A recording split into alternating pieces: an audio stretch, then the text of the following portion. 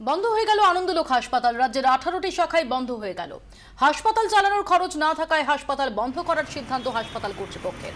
গোদের ওপর বিস্ফোরা, পিএফ কমিশনারের ফাইন। কর্মীদের পিএফ নিয়মিত জমা না দেওয়ার অভিযোগ। আনন্দলোক হাসপাতাল কর্তৃপক্ষকে 9.5 লক্ষ টাকা ফাইন করেছেন পিএফ কমিশনার। ফাইনের টাকা দিতে না পারায় হাসপাতালের অ্যাকাউন্ট সিল করে দেওয়া হয়েছে। তারা একটি দাতব্যমূলক প্রতিষ্ঠান চালান দাবি কর্তৃপক্ষের, তাই টাকার যোগান অনুযায়ী কর্মীদের বেতন দেওয়া হয়।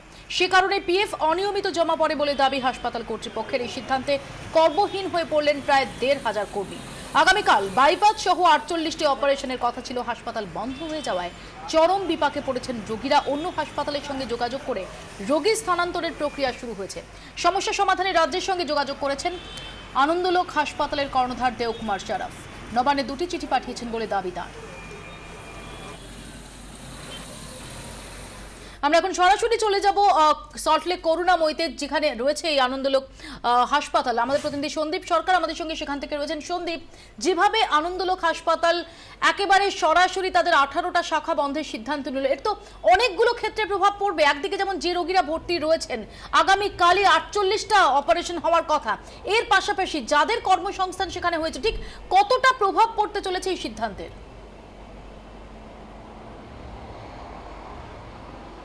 একেবারেই মৌপিয়া, একটা বড়সড় প্রভাব, এবং শুধু বড়সড় প্রভাব নয়, রাজ্যের বেসরকারি চিকিৎসা ব্যবস্থার ওপর একটা বলা যেতে পারে একটা বড়সড় ধাক্কা এই আনন্দলোক হাসপাতালের বন্ধ হয়ে যাওয়া। কেননা কলকাতা শহরের বুকে আর 5টা বেসরকারি হাসপাতালে যে টাকায় চিকিৎসা হয়, আনন্দলোক হাসপাতাল বরাবরই পরিচিত তার থেকে অনেক কম খরচে চিকিৎসা করানোর ক্ষেত্রে।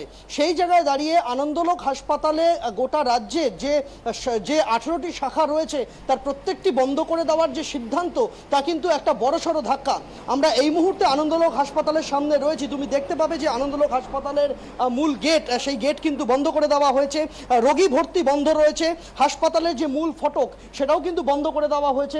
হাসপাতালে কোনো রোগী আজকে সকাল থেকে ভর্তি নেওয়া হয়নি, এবং আর এই মুহূর্তে চলতি পরিস্থিতিতে আর নতুন করে রোগী ভর্তি নেওয়া হবে না, এটাই জানিয়ে দিয়েছে হাসপাতাল কর্তৃপক্ষ। এর ফলে যেটা মূল সমস্যা হলো যে এই হাসপাতালে, যেখানে আমি এই মুহূর্তে দাঁড়িয়ে রয়েছি, করুণাময়ী শাখা আনন্দলোক হাসপাতালের, এখানে 120 জন রোগী চিকিৎসাধীন রয়েছেন। তাদের চিকিৎসা ব্যবস্থা নিয়ে বড়সড় প্রশ্ন উঠে গেল। এবং সল্টলেকের বুকে আনন্দলোক হাসপাতালের আরও 3টি শাখা রয়েছে। মোট 4টি শাখা রয়েছে শুধুমাত্র সল্টলেকের বুকে। এই 4টি শাখাতে মোট 185 জন রোগীর চিকিৎসা চলছে এই মুহূর্তে। সেই সমস্ত রোগীর কি হবে? কর্তৃপক্ষ বলছেন যে তাদেরকে যে কোনো মূল্যে চিকিৎসা সুস্থ করিয়ে তাদের বাড়ি ফেরানোর দায়িত্ব তারা নিচ্ছেন। কিন্তু যে 48 জন মানুষের অস্ত্রোপচার শিডিউল রয়েছে আগামীকাল, তাদেরকে অন্য হাসপাতালে স্থানান্তরিত করে দেওয়া হচ্ছে। তাদের চিকিৎসার খরচ আনন্দলোক কর্তৃপক্ষই বহন করবেন, কিন্তু হাসপাতালে নতুন করে রোগী ভর্তি নেওয়া হচ্ছে না। এই সিদ্ধান্ত তারা আজকে জানিয়ে দিয়েছেন আনুষ্ঠানিকভাবে। আগামীকাল সকাল থেকে আনন্দলোক হাসপাতালের প্রত্যেকটি শাখা বন্ধ হয়ে গেল, এবং প্রায় 1,500 কর্মী চিকিৎসক তারা কর্মহীন হয়ে পড়লেন, এটা বলা যায় মৌপিয়া। কিন্তু এত হঠাৎ এই ডিসিশন কেন, সন্দীপ? দেখো, এই সিদ্ধান্ত হঠাৎ নয়, বা যেটা কর্তৃপক্ষের বক্তব্য যে এই পিএফ কমিশনারের সঙ্গে তাদের এই যে বিবাদ, এই বিবাদটা গত 2 বছর ধরে চলছে। 2 বছর আগে পিএফ কমিশনারের দপ্তরের এক উচ্চপদস্থ কর্তা তিনি চিকিৎসার জন্য এসেছিলেন এই হাসপাতালে, এবং সে সময় তার চিকিৎসা বিলের থেকে 4,000 টাকা কমানোর একটা অনুরোধ এসেছিল ওই আধিকারিকের তরফে। যে অনুরোধ মানতে পারেনি হাসপাতাল কর্তৃপক্ষ, এবং হাসপাতাল কর্তৃপক্ষের বক্তব্য যে বিবাদের সেটাই শুরু। এরপর আচমকা পিএফ এর আধিকারিকরা হানা দেন একদিন দপ্তরে, এবং তারপরে তার কিছুদিন পরে চিঠি আসে যে সংস্থার 17 লক্ষ টাকা প্রভিডেন্ট ফান্ড বাকি রয়েছে, এবং এই 17 লক্ষ বকেয়া টাকা সেটা একদিন আচমকা ব্যাংক অ্যাকাউন্ট থেকে কেটে নেওয়া হয়।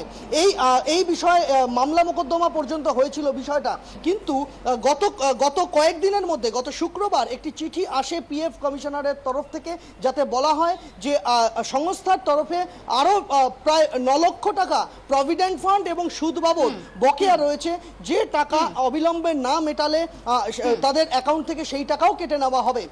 সন্দীপ, এখানে আমি খুব সংক্ষেপে তোমার কাছে জানতে চাইবো সন্দীপ, যে সময় আমরা দেখছি যে বেসরকারি হাসপাতাল কর্তৃপক্ষগুলির বিরুদ্ধে একটা বড় অভিযোগ, তাদের যে একদম আকাশ ছোঁয়া বিল, সেখানে দাঁড়িয়ে কিছু নিয়ন্ত্রণের জন্য সম্প্রতি স্বাস্থ্য বিল পাশ হয়েছে, এরকম একটা প্রেক্ষাপটে দাঁড়িয়ে এমন একটা হাসপাতাল বন্ধ হয়ে গেল যেখানে অপেক্ষাকৃতভাবে অনেক কম খরচে চিকিৎসা হতো, এটা কতটা তাৎপর্যপূর্ণ? অবশ্যই তাৎপর্যপূর্ণ। হাসপাতাল কর্তৃপক্ষের বক্তব্য, তারা কম খরচে চিকিৎসা করেন এবং তাদের এই সংস্থাটি মূলত চলে অনুদানের ওপর ভিত্তি করে।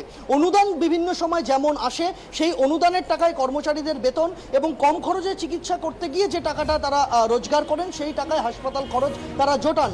কিন্তু সেই অল্প খরচে চিকিৎসাও অনেক ক্ষেত্রে দেখা যায় যে বহু মানুষ তারা দিতে পারছেন না, সেইখানেই কিন্তু সমস্যাটা হয়। রোগীরা যদি টাকা না দিয়ে চলে যান, সেক্ষেত্রে তাদের সমস্যা হয়। এই পরিস্থিতিতে তারা হাসপাতাল চালাতে পারছেন না, তার উপরে পিএফ কমিশনারের এই খাড়া দুইয়ের জেরে হাসপাতাল তাদের বন্ধ করে দিতে হলো, ক্লোজ ডাউন করতে হলো, এমন বক্তব্য কিন্তু আমরা পাচ্ছি সংস্থার কর্ণধারের কাছ থেকে। মৌপিয়া, ধন্যবাদ সন্দীপ সরকার আমাদের সঙ্গে এতক্ষণ কথা বললেন সরাসরি সল্টলেক করুণাময়ী থেকে।